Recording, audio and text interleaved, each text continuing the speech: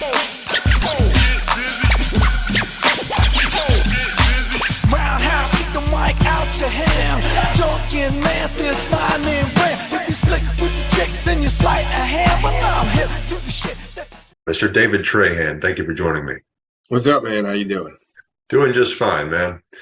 Let's get this going. Tell me, where were you born? I was born in River Ridge. Okay, so right outside New Orleans. Mm-hmm. How was growing up down there? And when were you born? 1976, man. It was quiet. It's kind of a place unto itself. River Ridge and Harahan neighbor each other. Harahan is its own municipality, so and it's not on the way to anything. It's right up against the river, near the Huey P. Long Bridge on the east bank, and so it's kind of an out of the way place. And you get that feeling, when you're around there. There's neighborhood ball fields and not a whole lot of traffic or commerce. Yeah, I lived in River Ridge. First job out of college, I moved back down there. It was a rental property, though. I mean, we traveled to Winn-Dixie and back, but the traffic on Jefferson did get pretty bad, in the evenings. But that was in 2008. When did you leave River Ridge? Well, so my parents got divorced when I was about 9, and so where does that put us? 85, or excuse me, yeah, 85. Yeah, about 85. So, so when my parents got divorced, I stayed in the same house for a little while, and then my mom eventually met somebody, remarried, and we moved to Kenner for a little while.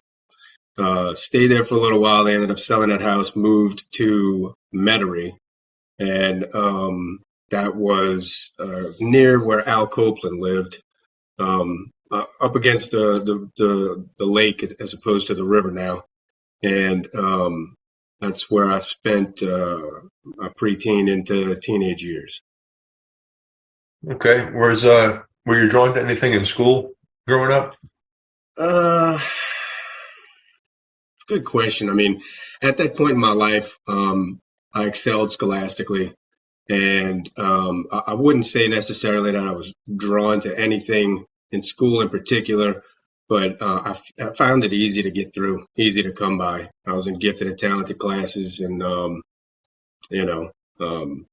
I can't really say at that point in my life I had a goal or anything. You know what I'm saying? I was kind of young, but yeah, that was it. I mean, I guess average kid, above average student, but just average kid playing in the streets until the lights came on, like we all did. What about music? Where did your passion for that begin? My mother played piano all my life, and I think I took like a summer or two piano lessons, and I really liked it. I didn't keep going to music theory classes, but it kind of stuck with me. And there was a piano in the house, so I always played that. My grandmother had a piano in her house, so when I was over there, I would play there too. And it was just something that I always did for no reason at all. And it was the kind of thing that I felt different after I sat down and played for a while. Like super calm, real peaceful. Yeah, I do. I've got a piano in the other room, as a matter of fact. Awesome. All right. So getting through high school, did you attend college? Were you scholastically driven to that point? I'd say high school, I started screwing off a bunch. Caught a big attitude, like I guess around puberty, and then on to high school. My mother didn't want me to attend public school, which at that time would have been Bonneville, because at that time we were living in Kenner. And she was not at all happy with Bonneville, so she decided that she wanted to put me in private school. And private schools are like a microcosm of reality. It's a tiny little patch. Which one did you attend, if I may?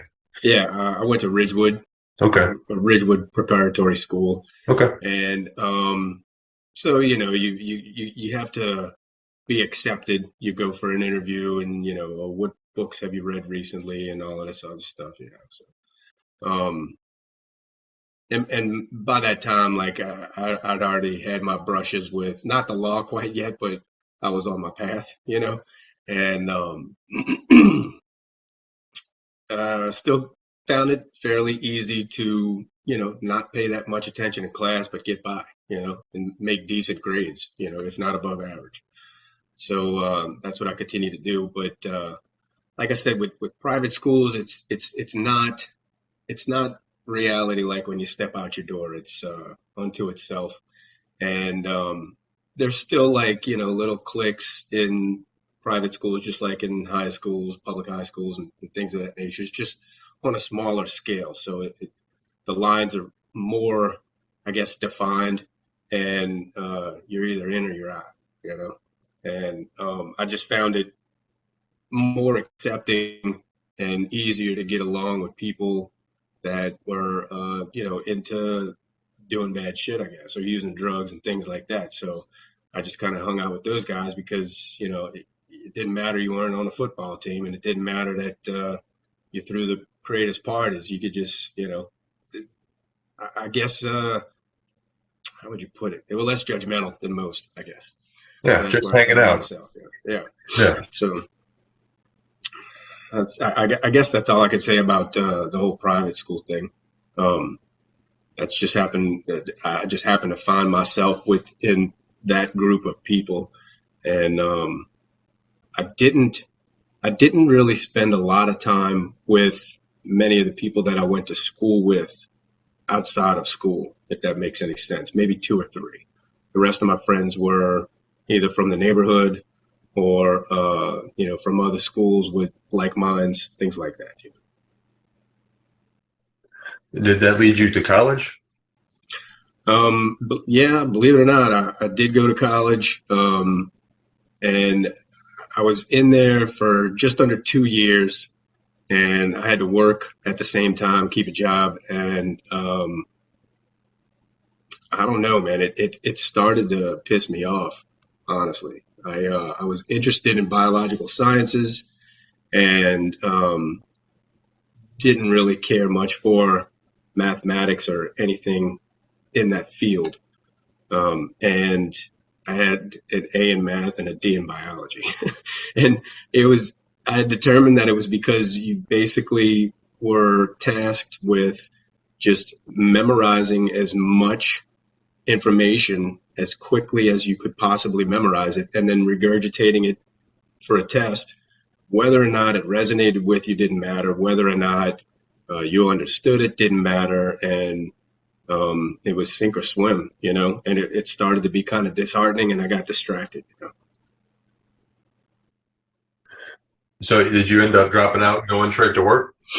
Yeah, I did. And I was working the whole time I was going there, and it was a frantic pace. Sometimes I would drive out to UNO and catch a class, leaving work early, and then going back to work afterwards for a few hours, and then leaving again and going back for an evening class.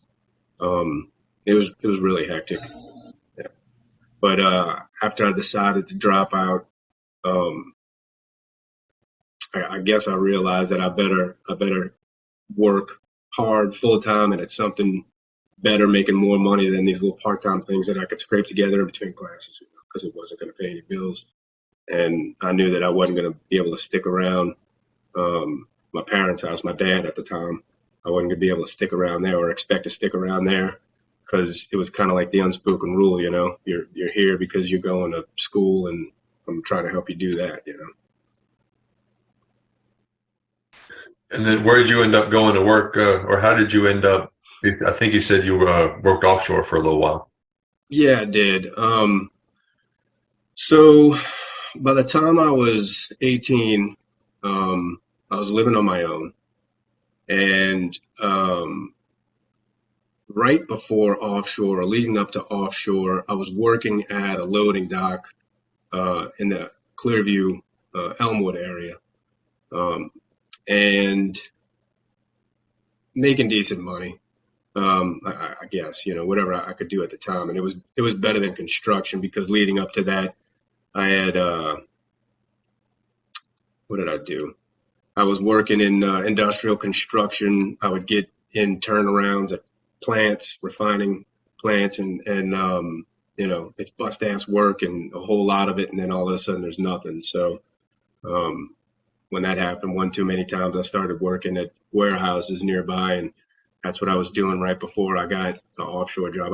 I'd been applying for the offshore job and calling those people for the better part of a year because I didn't have any experience, so they didn't really, they weren't chomping at the bit to get with me. But I would keep in touch with them and call them damn near every week for the better part of a year, and finally they gave me a job. But I think I was working at a printing place, printing labels. It was another warehouse in the Elmwood area. How did you hear about the offshore job? Because I grew up in the same area, but it was never even a thought for me. Okay, so I got laid off from the loading dock and filed for unemployment, and you had to go through their office to file, and you'd check in with them, and they would let you use their computer, which had directories of nearby places looking for employees, and they also kept track of your progress that way, et cetera, et cetera.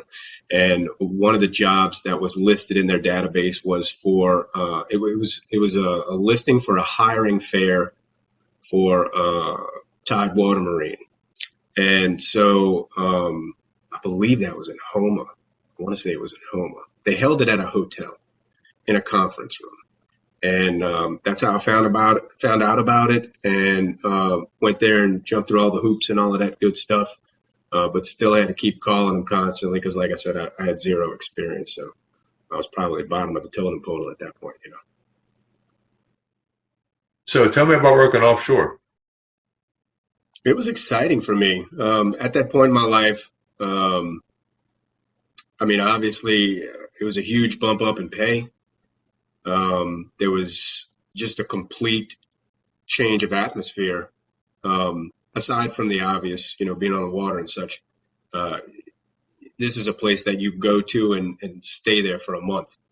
There's no more traffic going to work, traffic getting home from work, car trouble, this bill, that bill. You set them up and knock them down as far as bills go, and then you leave, and you're out there for a month. And looking back, it was kind of a turning point for me because at that time, it wasn't like I was out robbing houses at night, but I was just up to no good. Like my spare time was spent at that time in my life, getting high or drunk or just hanging with other people that had zero goals and maybe less than me or less going for them than me, I was brought up around people that had strong work ethic, and I didn't disagree with that or try to live my life any other way. So I always held a job, and it was usually in construction or working on vehicles or whatever I could do, to make some money. So I wasn't scared of the hard work, but it took away from me all of the negative elements that I allowed myself to be around constantly, which was staying up and out late all night, especially, on the weekends. If you didn't have work, you'd stay out until daylight downtown and all over the city and just doing shit that you shouldn't have been doing, So it gave me a chance to not only dry out as far as not drinking every other day or every day, but and you had to stay drug free to keep that job. So those were two things that I had to change in my life, which for a lot of people, maybe that's not a big deal. But for some people, if the other way is a way of life, then you look at that like, maybe not. Some people shy away from that sort of thing, but I went with it. And it also showed me that a month later when I got back, I could check in with the same friends that I had before I went on a boat, and they hadn't done shit. Nothing changed. Everything was the same. So, for the 4 weekends, that I would have had to have been out all weekend blowing money and getting loaded, I realized that I didn't miss anything. It's like time stood still. And I wouldn't have been privy to that perspective had I not started working on the water. Let me backtrack a little bit. I skipped a question. What were your parents do for a living? My dad, all my life, was with the phone company. It was South Central Bell, and then got bought out by AT&T. And my mom has done secretary work, worked in offices for as long as I can remember. So was there any family in the maritime industry? No. I later learned that I think like my grandfather's cousin was a mariner, but no, there was no other influence aside from finding the listing while at the unemployment office. I had heard the kind of money that they made, and at that time, working at a loading dock, operating a forklift and picking orders and whatever the hell you were doing was, probably wasn't $7, $8, maybe $9 an hour. I can't remember, but I mean, it was barely enough to pay the bills. I remember one time on the way to work, I didn't know what it was when it happened, but the AC compressor froze on my truck, but I didn't know that's what it was. It just started screaming because the AC compressor froze, and so the belt started screaming, and my truck stayed parked at that warehouse for damn near a month because I figured out what it was and I knew how much it cost to replace it, and bills were that tight, so I couldn't have been making any kind of decent money, working at those places. And I had heard people that worked offshore made a bunch of money, so that's what drew me to it, honestly, in the beginning, was just financial reasons. Okay, but you said it was just kind of happenstance and curiosity. You saw the listing in an office and went with it? At that time, my attitude is whatever it is, just fucking murder it. Whatever it is. If that's what you want, then murder shit until you get it. If that's what the problem is, kill it. Like, just go at it until one of you dies. And so when it came to, they're like, use this computer. And I mean, shit, at that time, Tim, I don't think I even had a computer. I mean, people had computers, but they were a little pricey. I didn't have a computer. So they're like, use that, see what you could find. And, I did what they told me to do and found something. I had done very little, I think, temp work, because I mean, that's what happens to people that go through that process. They get bounced around at temp agencies and things of that nature. But I just kind of shook the bush until something shook, and then that's what came out the other end. Yeah. How long were you offshore? I worked for that company for 5 years. They ended up laying off a bunch of people. I was one of them, and then they folded, which was crazy because they were, I thought, a really big company at the time. I mean, they had a bunch of their fleet was flagged foreign, and I thought that at that time meant that they were a strong company, but maybe they spread themselves too thin in hindsight. But I was with them for 5 years. I got to travel overseas, and I got to see just like huge projects. We would go out and be involved in setting up new drilling rigs, demoing old drilling rigs. The size, and I had worked at refiners and stuff before, so I'd been up close with industrial operations on a large scale, but that was just a whole new animal offshore.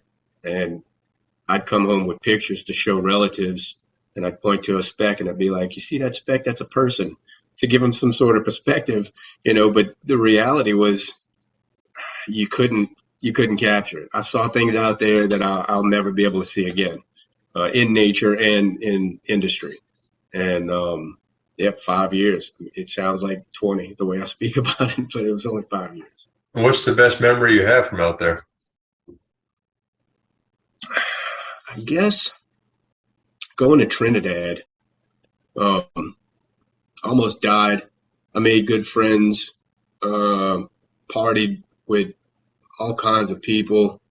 Um, yeah, it was great, dude. I really wanted to find my way back there again someday and kept in touch with some of the people that I met while I was out there, but it never did come to fruition. But yeah, I think if I had to pick one, it would be Trinidad. They had a lot of problems with the way they had set things up and the tides and currents there, and we had towed out a huge. It was a huge barge, and it had such a deep draft that when it was ballasted out, we could drive through it, underneath it, basically through it. And we had to set them up on anchors. When you run anchors offshore, once you start, you can't stop until all the anchors are run, and whatever you towed out there and started to help anchor down is stable. And that can take anywhere from 12 hours to 72 or more. So yeah, end result was went out there, almost died, didn't get hurt, and partied, and that was my first time being out of the country too. So big impact. That's twice you said almost died. You want to share that story? It was crazy out there. I mean, the wind and the seas. So Trinidad, and I believe it's pronounced Tobago. Trinidad and Tobago. Tobago is a small island off the coast, and Trinidad is on the coast, the northeast coast of South America. And if I remember that correctly, and so the natural conditions out there at that time, which I don't remember what month it was during the summer months, but I don't remember what month we set sail. I was out there for over 2 months, and we had problems because they prefab sections to build drilling rigs, and they had already sunk one section, and the second section that they were putting on wasn't high enough for the welders to go work safely.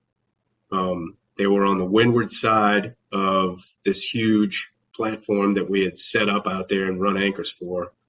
And running anchors is an animal in itself. It's like what's that show where they catch crabs, snow crabs or something like that, and the guys are bouncing around. Deadliest catch.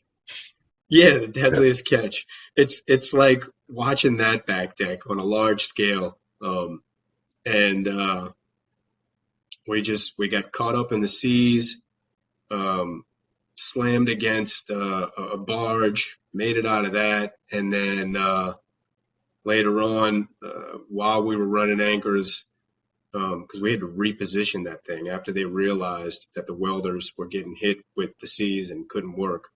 So we had to reposition the whole rig that we towed down there. And while we were doing that, we got caught in a trough, which is basically sideways in the sea, and started to rock so bad that I was sliding back and forth, riding waves across the back deck, and managed to keep my feet in front of me so that I didn't hit the metal bulwarks and split my head open or something. But so it was exciting. I mean, at that time, I didn't have wife, kids, or any of that stuff, and I was like, that was fantastic. And you make it out alive, and you think you fill your chest with air, and you're like, yep, I'm this, I'm that. Let's do it again. Yeah. Crazy stuff. But Yeah. I look back on it fondly. I would never do it again, but I look back on it fondly. And where did your career take you after you got offshore or got back onshore, I guess? So when they laid me off, I'll I started looking in the classifieds, the want ads, whatever, jobs section. And I just remember I was in disbelief. I had already reached out to anybody I knew in the oil field, and a lot of places were going through problems at the time, even shipyards, because I mean, they're basically the supporting industry um, for, big marine companies. And everybody was either in a hiring freeze or a layoff phase. Excuse me. And I'm looking in the classifieds for jobs, and everything says experience necessary. There was even a job, I'll never forget this, man. There was a job for a fry cook at a fast food place. And I'll be damned if that thing didn't say experience necessary. And I'm thinking to myself, what does it take, man? Yeah. When you hear a ding, pull up the basket, come on, man. And so I realized that the industry chose me at that point. And if I expected to move up from where I was, not necessarily in job status or rank or any of those things, but to at least maintain the same amount of income and, I guess, stature at the workplace, because when you start a new job, you start from the bottom and you start they might tell you to sweep the floor for 3 months just to see if you'll show up, no matter what it is. And you got to eat Right. that. Right. But I realized that basically any experience that I had in the past 5 years was all marine related. And before that, it was just whatever I could find, which was loading dock or construction or any of that stuff. So the best leg I had to stand on was in the marine industry. So I just went after that. And how'd your career end up leading to towboats, where I met you up there near Baton Rouge? At the time, like I said, at the time that I got laid off from Tidewater, there was a drilling moratorium in the Gulf. There were no new rigs or exploration or maintenance on rigs, so to speak. Nothing new was coming out of that. And just in that sentence, you're talking about a host of different services and companies that provide those services, all marine companies. There wasn't a whole lot of action. And like I told you right before that happened, the company I was working for, they had flagged a lot of vessels foreign. So those vessels were working in foreign ports.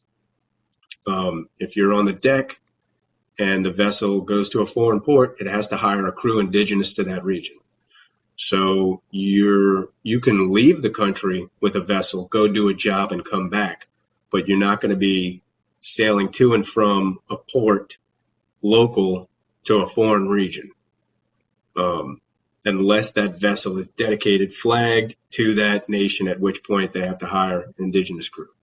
So offshore was kind of out at that point for me as an option. So I was applying to anything boat related, and an inland tow company called me. And although it was an incredible cut in pay, I don't remember what it was exactly. It was like $100 to $120 a day less to go work inland for me as a deck crew at that time. But I had been searching for a while. I had just about burned through any 401k I had saved up from the previous company. And it wasn't for lack of trying. I was never, especially at that point, I wasn't lazy. And there was a sense of urgency always with me because I lived on my own since I was 18. So, I mean, I knew what it was to not pay a bill. I knew what it was. I knew what's going to happen if, the lights ain't going to be on tomorrow, So I took it because it was all I could find at the time.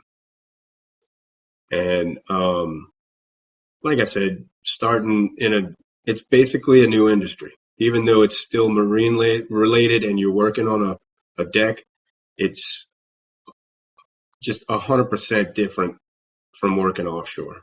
Working inland is 100% different from working offshore. So it was like starting over again. Big pay cut, learning just a different anatomy. A different ship has a different anatomy, and different vessels and different crews working in different areas. They're all going to have practices that are unlike you've seen before. So it was like starting over again. Any interesting stories or tidbits of memory from decking all the way up to the wheelhouse? Not really interesting. I never did mind. I never did mind always working on a project. Um, the end result, the bottom line for me is offshore and inland. You get to work with equipment that you're probably never going to be able to afford in your lifetime. The magnitude or the size of the machinery that they use to accomplish their goals is far more expensive and larger than you will ever be able to attain or really necessarily ever need. So I always felt like learning, not only just being able to tinker around with stuff like that, but learning from other people that knew a few things about it was an incredible opportunity. I don't know to what end necessarily, but I just felt like that's a privilege. You know what I mean? And you're picking up free knowledge from some old pros, some guys come around, even if it's just a mechanic that steps on the boat, 65-year-old grumpy as shit and just wants to know where the coffee is and scratch his ass, but go spend, 2 hours with him down in the engine room and you're going to walk out knowing 20 more things than the captain does if you just pay attention. And then there's some people that just go out there and float around and hope to get a check, But I just feel like there's a lot of opportunity out there once you've done it for a while because you're learning the whole boat, every system, the air system, the oil system, the cooling system, the water. You're learning it's got regular features like a house would, like AC units and ductwork and washers and dryers and appliances. Like you're just learning how to deal with septic systems. Like you're just learning how things work and how to service them and what typical breakages they experience. It's just a wealth of knowledge, really, if you pay attention, No specific stories, like no crazy exciting stuff, really. That was kind of saved for the offshore experiences, I guess. Things kind of got wild out there, but I don't feel like as far as the deck goes, nothing crazy, but just a lot of hard work and lots to learn. And I don't know. I wouldn't give it up for the world. You know what I mean? I don't think that me as a captain, anybody deserves to be a captain unless they've sweated it out on the deck for years. But I guess I've stuck with it all this time because I never shied away from hard work, and I like the grit. You know what I mean? You get it done by any means necessary, or shut the fuck up.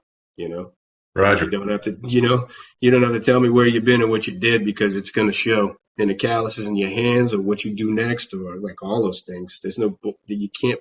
There's a lot of bullshitters out there. I won't say that, but you can't bullshit me. And it's not because I got a crystal ball. It's because I've been out there. Right. How long have you been out there? Right, man. You asked me that earlier, so I had to tally it up. Inland, I think will be. I think March makes 13 years, and then offshore, I worked for Tidewater for about 5 years. So it'll be 18 years in the next couple months. How long were you on deck before you started moving up? And did you make a stop with the engineers? No. I had two choices, man. I sized that up when I was working offshore. And I was like, man, I'd go down in the engine room because even on a deck level working offshore, you have a choice. You can decide to be an oiler, which is basically an engineer's helper, or you can decide to work the deck. it's two different departments. The deck and the wheelhouse commingle, and the engineering is kind of unto itself. And I'd go down in the engine room occasionally, and it was just hot and shitty down there, man. It was hot and shitty, and I looked around, and I'm like, y'all are under the water right now. Y'all are going to be the first to go and the last to know. And I saw the way that the captains lived. And they're kind of equivalent if you want to establish a pecking order, the engineer and the captain, when it comes to offshore. But, I mean, if you look at the conditions that you work in the wheelhouse as opposed to the engine room, you got to really love engines to want to dive down there, you know what I mean? So Right. I decided early on that I was going to shoot for the wheelhouse, you know. And for the longest time, I felt like it wasn't real life. That's what I used to say. I would say, this ain't real life. This is just work. Real life starts when you get back to your house, you know. But I realized over time that you spend so much of your time out there. If you keep calling it that, then you're kind of negating the majority of your life, the existence of the majority of your life. You're just not putting anything into it, or you're just doing enough to get by, you know. And it kind of made me feel like, if you're going to spend all this time out here, number one, yeah, it's real life, and you better start looking at it like that. And number two, if you don't shoot for the top, then you're just bullshitting yourself, you know? So, I don't remember what your question was. I kind of went off on a tangent there. It was primarily how long were you on deck before you moved on up? Oh, right. Offshore, I spent that entire time on deck. I had started talking to people in the office. This same guy, I kept talking to him in the office about starting my steersman course. I had acquired some of the books to study and workbooks and things of that nature, but I worked on deck the whole time that I was offshore. So that's 5 years. And then when I started inland, as I said, it was kind of like starting over. So I ended up decking inland for an additional between 5 and 6 years. So all told, roughly 10 years I spent on deck, offshore and inland. Was there a steersman program when you moved up? When I finally moved up, there was a steersman program when I was working inland, and it was kind of ass backwards. It seemed like good old boy mentality, because I would keep in touch with some of the people that came up alongside of me as far as when we got hired on and what our job status was, positions. And, you know, they'd get off the phone with the office and then call me, or vice versa, and would be getting told the same thing, you know, like, oh, you're number 2 or you're number 3 in line. And I'm like, damn, he told me I was number 3. And, you know, the leadership of the steersman program changed hands quite a few times just during the window where I was, I guess you could say, eligible. And so it became hard to establish any kind of working relationship, so to speak, with anybody that was heading up the program. Because before long, give it 2 or 3 years, they'd put somebody new in that person's place, and he would call you and he'd say, you know, who are you? I had somebody call me after I'd, you know, supposedly been in the program and all this other stuff. Head of that program calls me and says, who are you? Okay, well, I wrote your name down. I'll get back to you. It's like starting over again. Right. So were you in the steersman program, or you did it sort of more traditionally? As far as my company at that time said, I was in the steersman program. And I guess they kind of groom you for that mentality, so to speak, because when you get out of all of the schooling and get all of the certificates and things, you're told that you're on standby for this program. And then, you know, 2 years goes by, and then they tell you, all right, you're officially in the program. You're still doing the same thing, decking and maybe steering when you can if the captain says it's all right, but you're in this program. It's like this fictitious gentleman's order. And you end up getting it. I guess to answer your question, I ended up getting it traditionally, I guess if you call it that, um, forging out some sort of relationship, aka working your ass off for a captain and getting him to decide you're all right and I'll steer you. You know. Sure. All right. Well, switching topics to the focus of this conversation.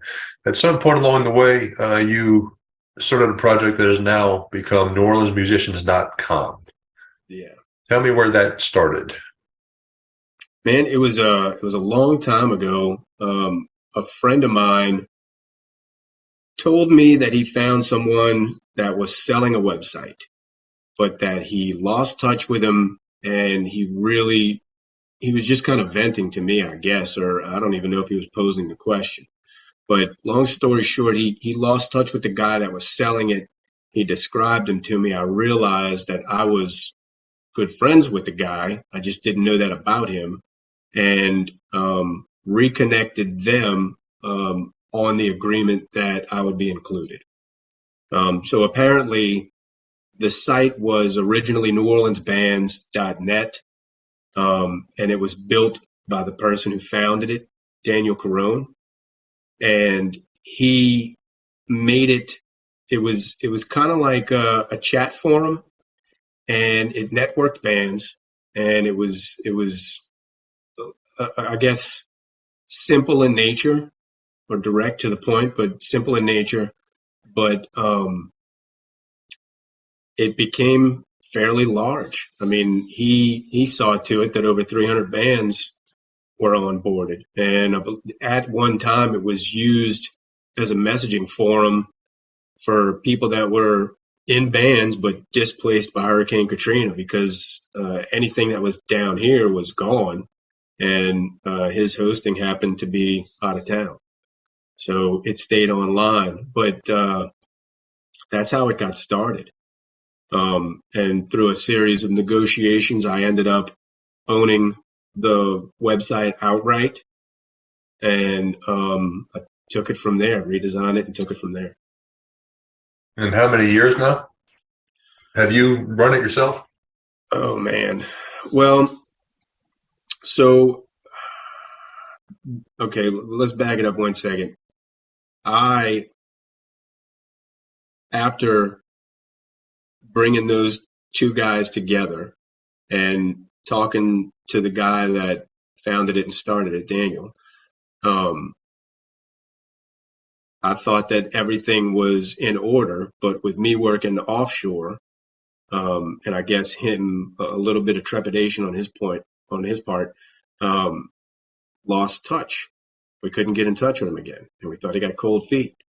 But I loved the idea so much that I started drawing the whole website, because I'd go out for a month at a time. So I drew the whole website, every screen you would see, in a notebook. And if the screen had 5 links, I would label them A1, 2, 3, 4, and 5, and you'd go look it up in the back, and I would have a page for that. Like, I just redesigned in my mind what I thought it could be. I eventually got back in touch with him, the purchase was made, et cetera, et cetera. But when I took this design to a website, I believe that at first, well, it doesn't matter. I took it to a web firm to get the website made, and was basically defrauded out of like at least $5,000. It got to be ridiculous. I would go to meet with them, and they would show me mock-ups, and you can make a mock-up work just like you can make an Excel spreadsheet work. But that doesn't mean it's an online entity, and it doesn't mean that it's going to receive and or disseminate information, online. So it got bad. One of the excuses I was given was the programmer barricaded himself in his house with the contents of my website on disk. I wonder if I still have that email. It got bad. And I don't know if it was because I was young and they figured they could get over on me, or if it was because, which I didn't know at the time, they didn't have any in-house programmers. They subbed out all their work. So they were just a go-between, and it was a guy that liked to go schmooze and rub elbows with upper echelon. They had big clients like Shell, you know. but I think he was more of a mixer than a programmer or any technical aspect. So that went to shit. Put it down for a while because I'm financing this all myself. I'm living in a 1-bedroom apartment, working on the deck. I got a few bucks, but not a whole lot. And put it down for a little while, 2-3 years, and then tried again with another firm from out of town in Kentucky, I believe it was, and I flew out there to meet them, and it just went to shit again. They just kind of put me on the back burner, and I don't know again if it was my age or just novice in the field, or if I expected too much, or I don't know. I felt like I held up my end because I came up front with the expectations and I knew what it would cost. So I made sure I had the money ready, you know. But again, it got put on the back burner. And after that, I shelved it for years. I was pissed. I was like, this is never going to happen. I'm out like, I don't even know, $8,000-$10,000, whatever the tally was, you know. So it's been a long time coming, is what I'm trying to get at. And I could tell you when it all started roughly, but it's on and off throughout the years up until this point, basically, you know. And what triggered your commitment to it more recently, and when was that when you dove back in? The beginning of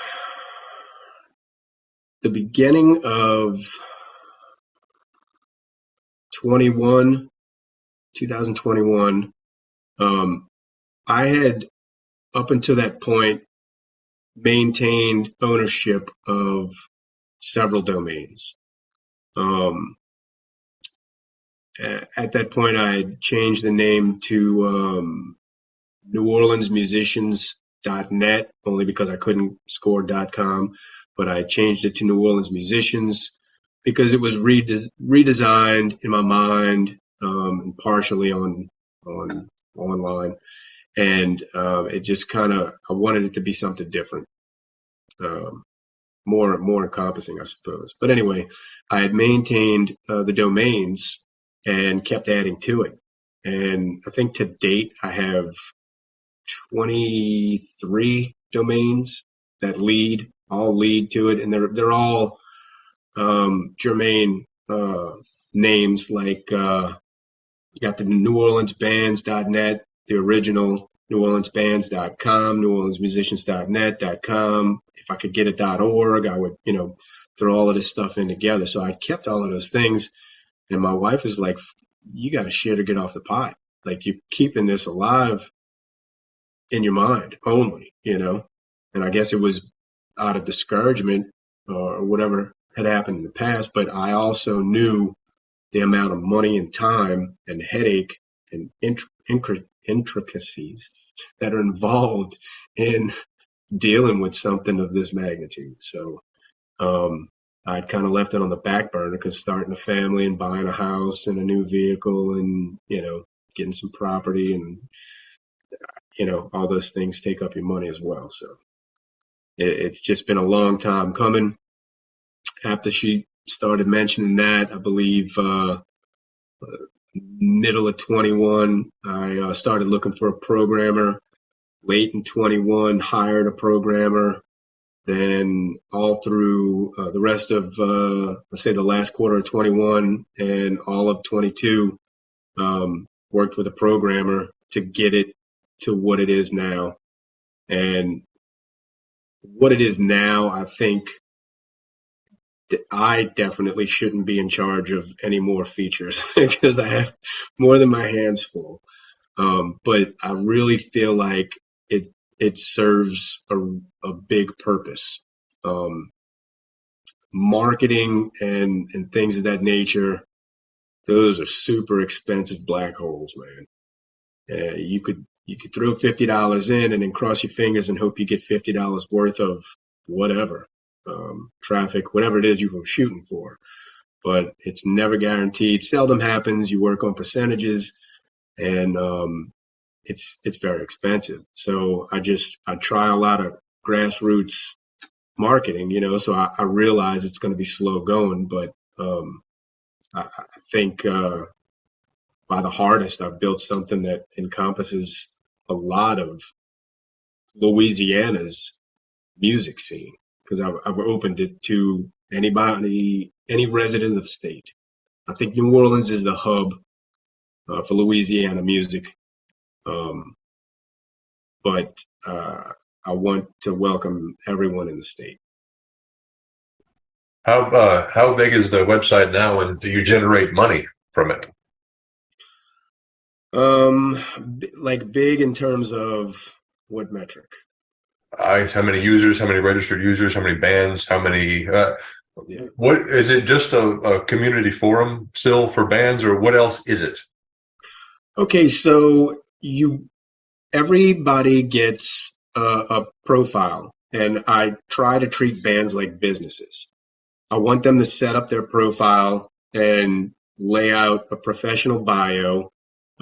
Any music or videos they upload will be on that bio. Their contact information, if they're under management, label, all those stats that are relative to music business. And I want it to be for the promotion of music business.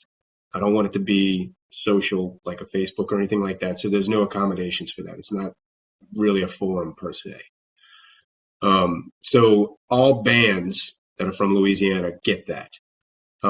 There's also a directory for vendors, which are supporting services for bands, which is A&Rs, bus charters, sound and light companies, venues, anybody that provides lodging, hotels, B&Bs. There's a directory for bands to use to be able to kind of do for themselves. I want bands to see it as a utility for business. And in the meantime, there's a few other things that other people like fans might find interesting. There's a page with streaming music by genre. So if you want to hear just local rock or just local jazz or just local reggae, then you can go there and stream that. Same with the videos. You can go check out videos, and it'll be everything from me interviewing musicians or recording studio owners, to music videos, to coming soon. I got a guy's putting up instructional videos on his instrument applications, things of that nature. Anything that I can be involved with that shows more of the same and a different side of music in Louisiana, the personal side, etc. How many profiles are you hosting right now? I think last I counted, there were 67. It's mostly bands. It's a few recording studios. There's a guy that's an opera house owner. There's a travel agent. There's a bunch of different characters on there. And the traffic, I monitor all the stats to see how it's doing. And it's kind of run the gamut. Some months it's up over 800 users. Other months I've seen it as low as 500. It'll vary. And we launched at the beginning of 2022, kind of simultaneously working out any bugs that we could find while we watched it actually get used. And I've spent most of 22 refining it and adding to it. What's any plans to grow it further, or what's the big dream? What's the realization of the project for you? Right. Well, I'm just trying to keep it in steps, I suppose, one step at a time. Right now, I just want to onboard as many bands as possible. I'd like to see between 300 and 400 bands on there. And I kind of chose that number arbitrarily, but I was sitting down with a marketer earlier this year, and after reviewing my site, he said, I can't take your money because I can't take your site and market it to, I wanted him to fill the vendor directory. was like, look, I'm going to take care of the bands. I want you to take care of onboarding venues and, A&Rs, things of that nature, market to these guys. And he's like, I can't take your money because you don't have the bands on there yet. I'm like, well, we just opened for business, so to speak. I'm working on that. And he's like, well, if you wanted to look through a directory of musicians to book people for a show, how big of a directory do you think would be a decent sized directory that you would find a valuable resource? And I was like, I don't know, 300 or 400 bands. He's like, well, look, get 300 or 400 bands, and then you'll be giving me, even by your own standard, something to market to these vendors. I was like, man, he's right. And he didn't take my money. And I'll go see him. I was like, that's all I'm going to try to do this year. I've battled some technical difficulties, growing pains, if you will, with a site of this size, and just kind of muscling through that and still trying to onboard people one at a time if it takes it. Sometimes it'll come in waves, and then other times it's crickets for a while. You never know. But the ultimate goal, I suppose, is quite simply, I want it to be the source for music in Louisiana. If enough bands join, then all the other eyes will be on the site. Your supporting services will come because it'll be a resource for them, to market to market their own wares, if you will. I sell this service, I sell that service. That's fine. This is our demographic, Louisiana musicians. And then things like Hollywood South become relevant. And maybe through that, if I can bring everybody to the table, then I can help a ton of people. It's like I'm building my own black book, but everybody's privy to it. You know what I mean?